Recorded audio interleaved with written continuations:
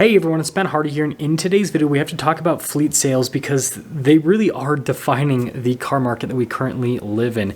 Before we get into the video though, as always, if you're going to save time and money the next time you purchase a car, link to my car buying guide in the description down below. And then if you're going to see more videos just like this, then I recommend you subscribe because I post content every single day. Let's get into it.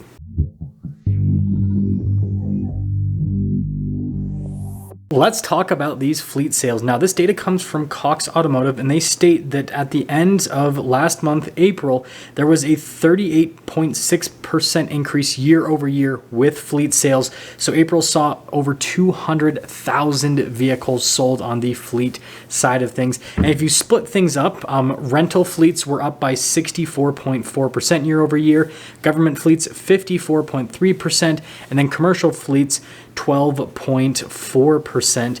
And this obviously is helping to, inflate the new car sales number. If you're wondering, year over year with retail new car sales, it was about a 6.1% increase year over year. And so as you can see, fleet sales they're not completely carrying the market because there are far more vehicles sold on the retail side of things than the fleet side of things, but it's definitely helping to boost the numbers.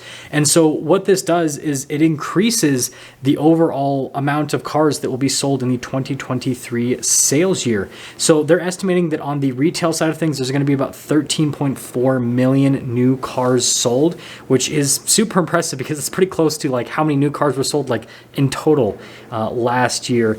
And so this means that we're going to see like over 1 million vehicles sold into fleets for the 2023 sales year.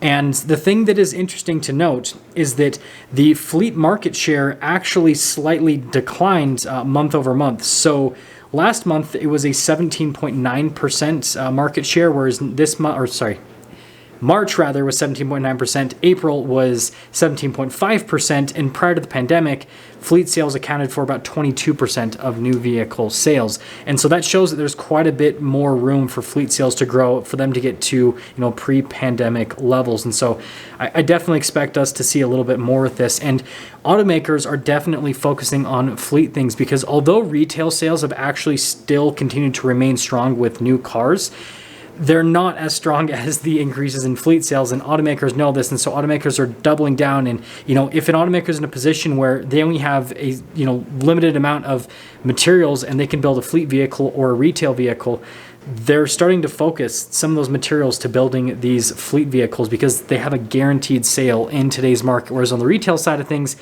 sales are there, but if you follow this channel, you know that the retail market is definitely not nearly as strong. So let's quickly talk about what this means for the overall car market. So with fleet sales continuing to increase, this just shows that the car market is continuing to go towards what we might call a quote unquote new normal, right? We have much higher prices compared to what we had prior to the pandemic, but the sales figures, right, on the fleet side of things and on the retail side of things are creeping up towards the sales figures that we saw prior to the pandemic. If you don't know, prior to the pandemic, the new car market in total would see somewhere around 17 million new vehicles sold per year. There'd be some ups and downs, but it was usually around that range.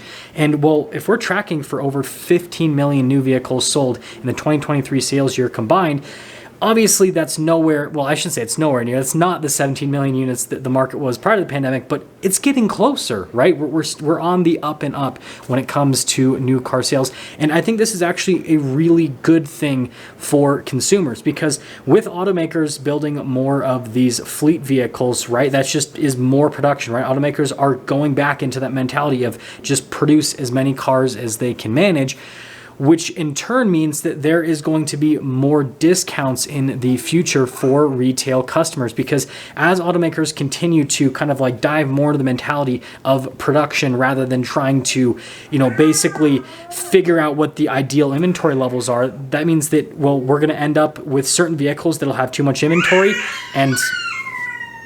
Just wait a second. And whenever there is too much inventory, that means that we're going to have much larger discounts. And so, it's too soon to tell exactly where this will end, but the trends right now show that you know, within a year, potentially two, we're probably going to be back up to that 17 million unit range in terms of sales. And we're probably going to be back up to inventory levels that are close to maybe 100-day supply if automakers keep producing cars at the rate that they're producing them, which means that we're going to have discounts similar to what we had prior to the pandemic, where, you know, the average automaker was discounting a car about, I think it was like $4,000 or $5,000 off of MSRP.